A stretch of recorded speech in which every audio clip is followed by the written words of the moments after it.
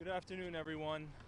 This morning we met with Attorney General Peter Neronha, the Rhode Island State Police, and we were delivered the news that the Attorney General will not be filing criminal charges in the collision that put Jhamal Gonsalves in a coma and changed his and his family's life forever.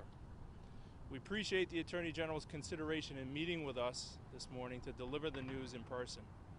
We appreciate his willingness to share and discuss the findings of the Rhode Island State Police investigation with us in such detail. We also respect that he was accountable to the family and was willing to hear their thoughts. That being said, the Gonsalves family has waited patiently for 81 days, and it is an understatement to say today that they are disappointed with the Attorney General's conclusions. While the Attorney General has closed his file, we will carry on. We will continue and we will get justice for Jhamal. While the Attorney General was not satisfied that the evidence supported criminal liability, what we have seen and heard does support our conclusion.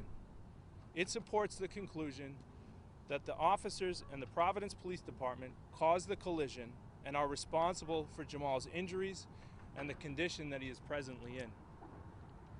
Jhamal is currently inpatient at Kessler Institute for Rehabilitation in West Orange, New Jersey, where they specialize in disorders of consciousness, and they are engaging him in an intense therapy program in an effort to wake him up.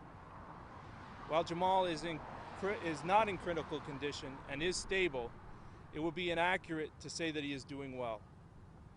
On October 18, 2020, Jhamal Gonsalves was 24 years old, healthy, active. He had a great job that he enjoyed.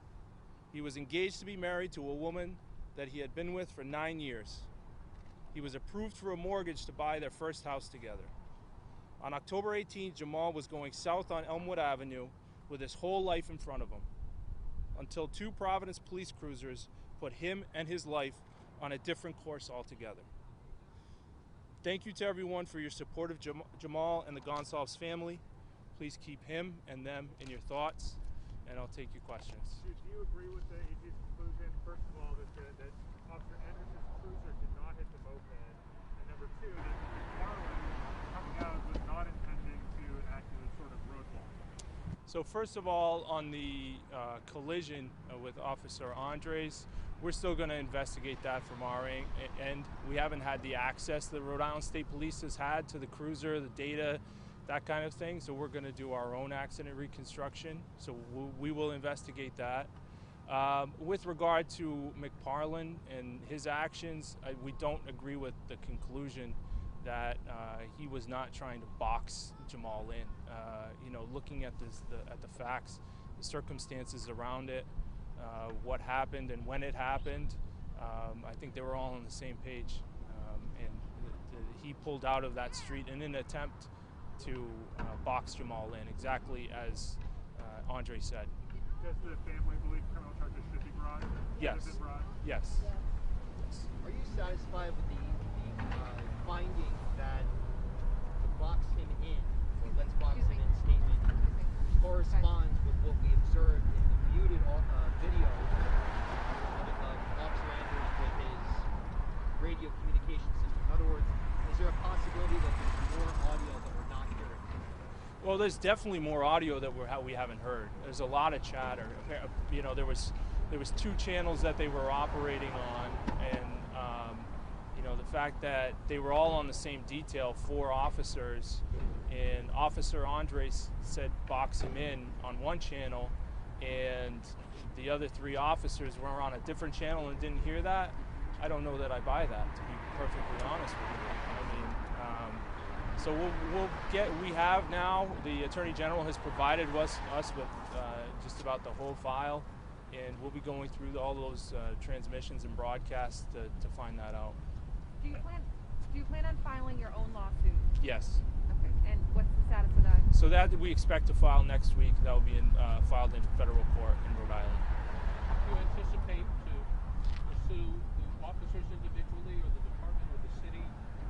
Yeah, it will be, basically it's through the officers individually, and then they are protected by the police union and the city of Providence in that regard. As for criminal charges, what sort of punishment, since they're not going to be charged criminally, do you think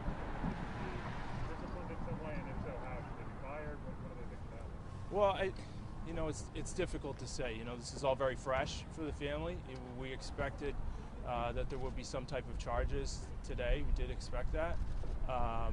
Into disciplinary-wise, the department has their hands tied somewhat by the Policeman's Bill of Rights, and that's pretty frustrating because there was a lot that was done wrong before the collision, after the collision. And understanding that this is a difficult situation, lots of different cities are dealing with the motorbikes and the groups of people, and how do you police that? Understood, but they did so much wrong here, and afterwards, I think there's a lot that they need to answer for, be accountable to, so that the public in Providence knows what's different now after this. Are they training them how to use Narcan now, so when they put it on their belt, they actually know how to administer it? We'd like to know that. Would you describe the Providence Police as incompetent in this situation with respect to Narcan, possible boxing? Does it appear that there is incompetence at play? Is that a word I would use? We're talking about really the borderline of two words here: recklessness and negligence. And Attorney General Neronha didn't think it was recklessness to the level he needed to be able to prove, but I see negligence, so much negligence all day long. What about the civilians' negligence and responsibility? Who's that? What civilian are you talking about? What's his name? You don't know his name? Okay, thank you, sir. Another question? Jude or Mark, if you could answer this, could you just tell us a little bit about what those few hours that you were in there actually was like? What was that conversation, and what questions are you still walking out with? So it was a lot of information that they provided. I'm sure you saw a lot of it as well.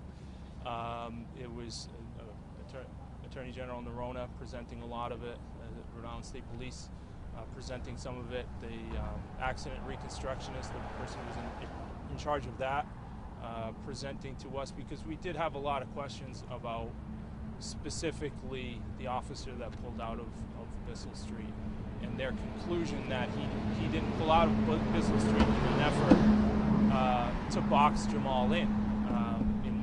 In our opinion, he did exactly that. So there was a lot of question about that, and it's an emotionally charged thing. We've been waiting a long time for this. Hopefully, now that at least we've gotten this step, we can start moving forward. Jude, what are you going to seek in your lawsuit? Well, it's damages. It's a civil case. This is a young man who's had his whole life derailed, a whole family that's had their whole life derailed. And how do you compensate for that? There is no time machine through the court system that allows us to go back and change it.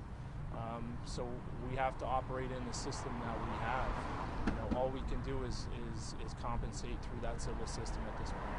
What about the timeline for internal investigation? Any update on that on your end? No, I haven't heard anything from the police department on any of that at all. How frustrating was the delay in having this report today? Time? It was very frustrating. Yeah, I think that was particularly difficult. It's just dragged. And understanding, like I said, we got a lot of information. They provided us with their files, so we're going to go through all of that. And it's a volume of stuff. I understand what they had to do and the depth of what they went into. But from our perspective, it hasn't been easy to sit and wait for that either. Are the civil proceedings dependent at all on the over in those proceedings, or is it what are you know what I mean? Is the Leopa decision going to factor into the civil suit at all? No, not really, because we're operating with two different legal standards that we have to hit, and intent is a big part of what the Attorney General needed, and for us it's negligence. Even if the officers didn't mean for the outcome to happen, there were certain things that they could have done to make sure that it didn't happen, and they made mistakes, and that led to this. So that's the basis of our action. Are you hoping to see changes in procedure going forward as well? Is that part of the civil suit, or is that not anything else? It's not generally part of the civil suit. I would like to see that as a member of the public myself. Certainly, if was ever in that situation, or my son was ever in that situation, I'd certainly like to know that the officers knew what to do at that scene. Or, they're talking about removing his helmet after he had a very bad head trauma, or administering Narcan. There was no indication that it was necessary. So those types of things, hopefully they'll clean up and address. Now that we all know about it and they all know about it, let's make sure it doesn't happen again. So to clarify, there were no criminal charges charged today in the case of reckless drive, but there are other aspects of this case that you find there are many criminal charges that No, the Attorney General's decision is that this is now closed. There is no, on the part of really the two individuals that I think, the two individuals that they looked at the most closely would be Officer Andres, the chase cop, and Officer McParland, the Bissell Street officer. They did not find criminal liability on their part, but from our perspective, they are responsible for what happened. So even though they can't be criminally charged, they're civilly responsible and will be held as such. What did you find out about today's announcement? You've got chaos in Washington. You've got Governor Raimondo leaving for Washington. This seems to be sandwiched in an area that would somewhat bury the lead. Is that a fair statement? Possibly. We've been talking about when this decision was going to come, and to be fair to the Attorney General, we were told that it was to be expected this week and guaranteed by next week. Obviously, everything that happened yesterday in the Capitol, that's depending on your perspective, good timing or bad timing. But hopefully the public here in Providence and Rhode Island has the attention on this case, because this could happen to anybody. Like we were saying, Providence police arrives at any accident. Hopefully they know what to do next time. After the crash, there was a protest in Providence. What is the family hope the community's reaction is to that? Well, I think Mark might be the better person to answer that question, but certainly we understand people would be frustrated, like we are frustrated and emotional, but hopefully that they keep it peaceful, as has been done. And as we had stated before, any protests that happen after night, the family will leave, and but I'll leave that more to Mark to speak about.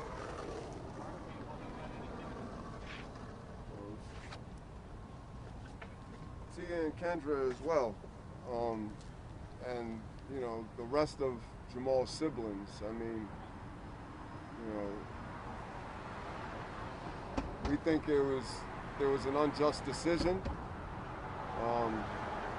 There's a lot that they said that, to me, they still didn't say enough.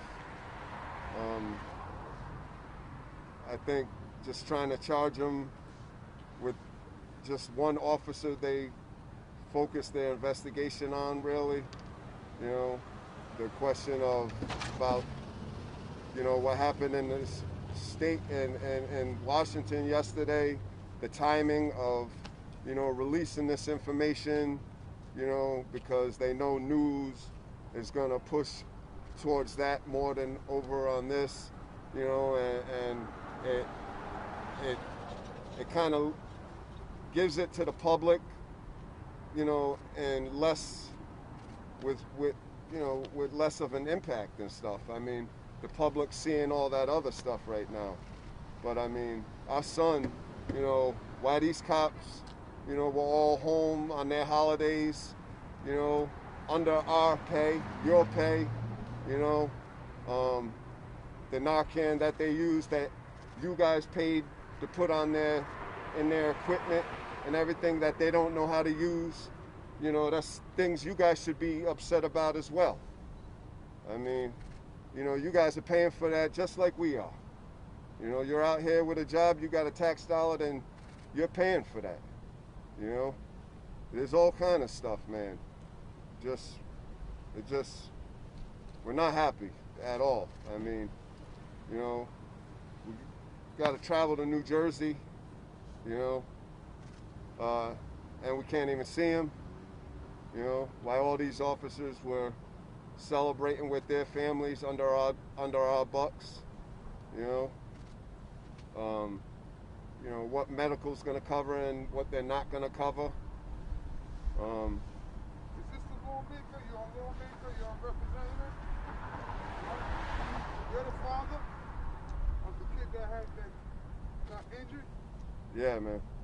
All of this is connected with just saying what happened yesterday in Washington, D.C., and the standing down of the police officers not doing what they're supposed to do. African Americans, Spanish people, people with low income, all get treated like crap. And that was indicative of what you seen yesterday when that crowd stormed the Capitol.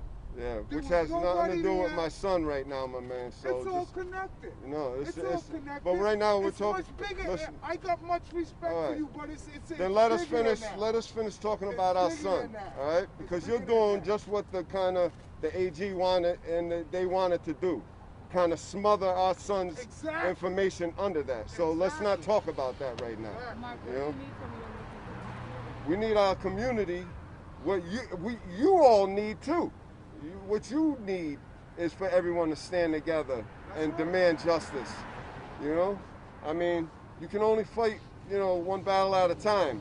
So right now, this is, I mean, if you look at everything, all the evidence and you know, everything, you know, my son has done in his life, you know, no criminal history. He's been with his fiance for 9 years, you know, starting at the age of 15. Everybody here wanted, they had, you guys, your parents, your grandparents, you all had a traditional, you know, idea of how you wanted to grow up and get married and have your family with your white picket fence and all that stuff. And our son, her fiance, and her, right now, all that's put on hold because our son, you know, is sitting in a hospital, you know, 3 hours away, a few states away, you know, not even able to cognitively make any decisions on his own. You know, can't walk on his own, can't do anything on his own.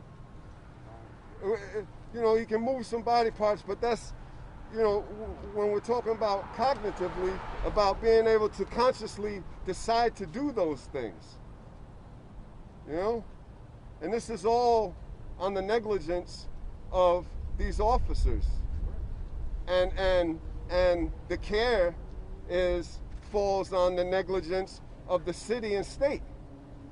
You know, because they put these officers, they gave them their jobs. You know, they sworn them in, and then you guys, all of us, elected those people to swear them in. You know, so think about all that during election seasons right now, when you're voting on your local selected elected officials. You know, what kind of job they've done. If this was your son, your brother, your sister, your mother, your father, your neighbor, you know? Can you reiterate your demands?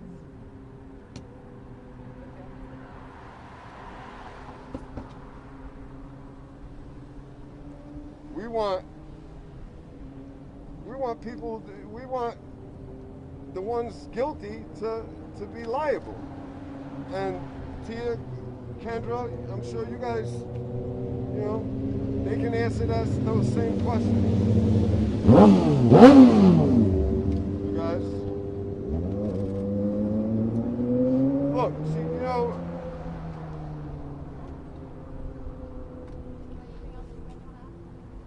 I just know that it's really difficult. My son is all the way in New Jersey, and we're fighting with insurance. They don't even want to pay. They think he could just walk out, and it's not possible. He is making improvements, but he has a traumatic brain injury. And we don't even know. We may have to take him home next week because my insurance does not want to pay for it. It's not that it's a little bit different, but You're almost better with state medical. We don't have state medical. He's still underneath my medical, which is sad that people with Medicaid or state insurance don't even have a job. Some of them do, but they have better insurance than a person that works every day, goes to work, and they don't want to pay for it.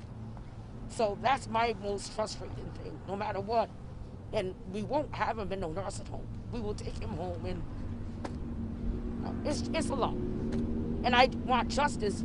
Like you said, he's living his life, and my son is dealing with this all due to his negligence and consequences that he did to my son. And I'm very disappointed on how it turned out, but I almost set myself up for it because everybody said that he wouldn't be charged. Our last meeting with the AG, I could tell he prepped us that what today's results were going to be. You know, he let us know, not everybody's always happy with the decisions that are made. You know, he basically just prepped us for today. You know, now we're trying to worry about bringing him home, building a handicap ramp in a small apartment that him and his fiance was living in. You know, like, who's paying for all that? We have to pay out of our pockets. You know, the place was barely big enough for them to live in. Now we have to worry about a wheelchair being able to move through this place, being able to transport them around with a wheelchair. We don't have a handicap van, handicap ramp, a door that's wide, like none of that. You know, it's just so much to think about. We're upset about, officers not being criminally, charged, but it's almost like we're not even, that's not our top concern right now. Our top concern is this hospital talking about sending our son home, who's still, in a state where, it's just, it's sickening. It hurts. We're scared to death, Well,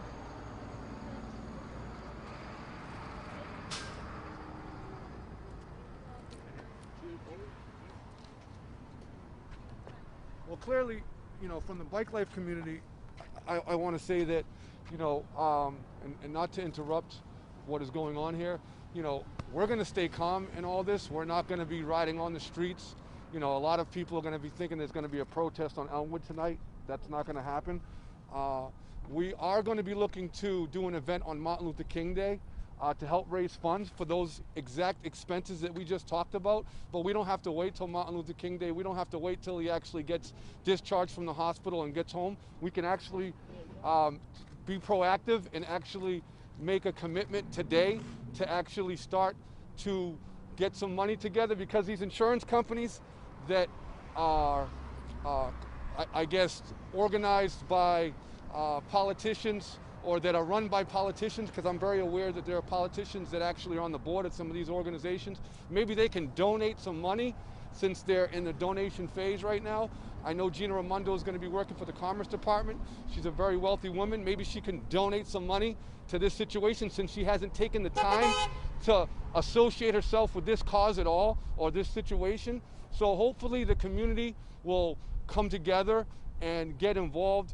There's there's t-shirts that they can buy, there's masks that they could buy, there's sweaters that they could buy to help in bringing together some assistance financially for them. Your prayers, your thoughts are all welcome, and they love them, but really these people are hurting, and they're hurting not just psychologically, but they're hurting financially, because these insurance companies are not willing to pay.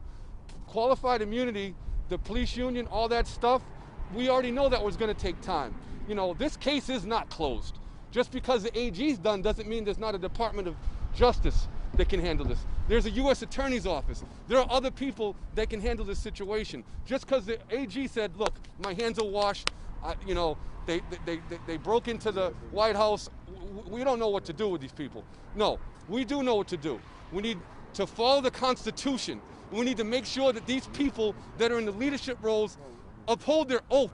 And that oath is to make sure that you deliver the Constitution to the people. And that Constitution states that you are not allowed to overreach, and you are supposed to be punished just like everyone. If we are all citizens, because we are all citizens, we should all be punished like citizens. And so this man needs to be punished. Clearly, his leadership needs to be dismantled. Hugh Clemens, Stephen Paré clearly have not done their job. They need to be eliminated. They need to be eliminated from their positions. They need to go work somewhere else in another state, because clearly they're not doing their job. So most importantly, like I said, what the community can do is they can make donations. They can make donations to the causes that are involved. You know, this is important that we focus on the health first, and then we can focus on the criminal charges. But we are going to go full steam ahead with criminal charges. Let's find out what else the public wants to know about Jhamal as far as... My name is Jeremy Costa. My name is Jeremy Costa. On October 19th, about 11:30, Colonel Perry, Commissioner Perry rather, stated that there could be an active FBI or other Justice Department investigation. Are you aware of any such investigation, and will you push for, as Jeremy just described, a federal level criminal investigation? Yes, it's my understanding that everything that the Attorney General has produced has been shared with the U.S. Attorney General's office. So they could, if they saw fit, they could investigate this further and bring charges themselves federally. I've not been in contact with them to understand what their position